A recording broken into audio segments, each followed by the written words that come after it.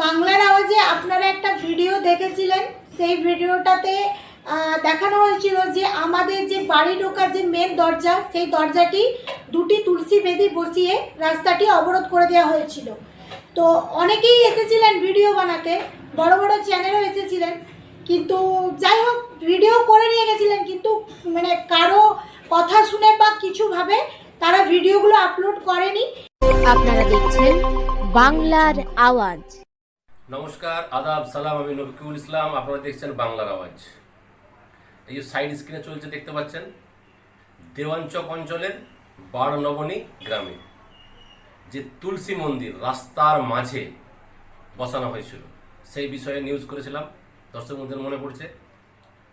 সেই বিষয়টি আজকে তুলে ধরেছি এই কারণেই, সেই সমস্যার সমাধান হয়ে গেছে।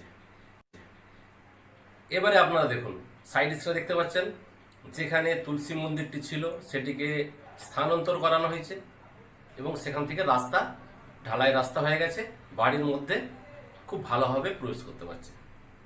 বিষয়টি তখন খুবই জটিল ইস্যু ছিল, কেন এটা একটা, যদি দেরি হতো অনেক কিছু হতে পারত, ধর্মযুদ্ধ হতে পারত, দুটো পরিবারের মধ্যে মারামারি খুনোখুনি হতে পারত। তো বিষয়টি তোলার পর বিকাশ কর মহাশয় যেভাবে উদ্যোগ নিয়েছেন, ওনাকে ধন্যবাদ জানাই। কেন আমাদের কাজ হচ্ছে ইস্যুটাকে তুলে ধরা, আর প্রশাসনিক ব্যক্তিদের বা বিশিষ্ট মানুষদের দায়িত্ব সেই ইস্যুটাকে সিরিয়াস নিয়ে সেটি কাজ করা, আর সেটা করেছেন বিকাশ কর মহাশয় এবং দেওয়ানচক অঞ্চলের প্রধান উপপ্রধান, ওনারা, গ্রাম কমিটি, সকলকে ধন্যবাদ জানাই বাংলা আওয়াজের পক্ষ থেকে। এটা দেরি হলে আবার আমি হয়তো বিকাশ কর মহাশয়ের বিষয়ে বলতাম, প্রধান উপপ্রধানের বিষয়ে বলতাম, গ্রামের কমিটির বিষয়ে বলতাম। তো আমরা যেটা তুলে ধরি এই কারণেই তুলে ধরি, তো সেটা যেন বাড়াবাড়ি না হয়ে যায়।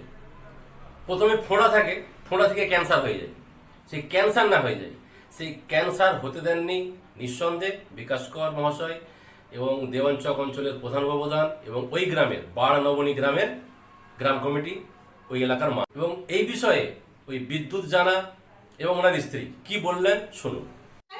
সাতের এক দেওয়ানচক গ্রাম বারনবনী আমরা স্থায়ী বাসিন্দার।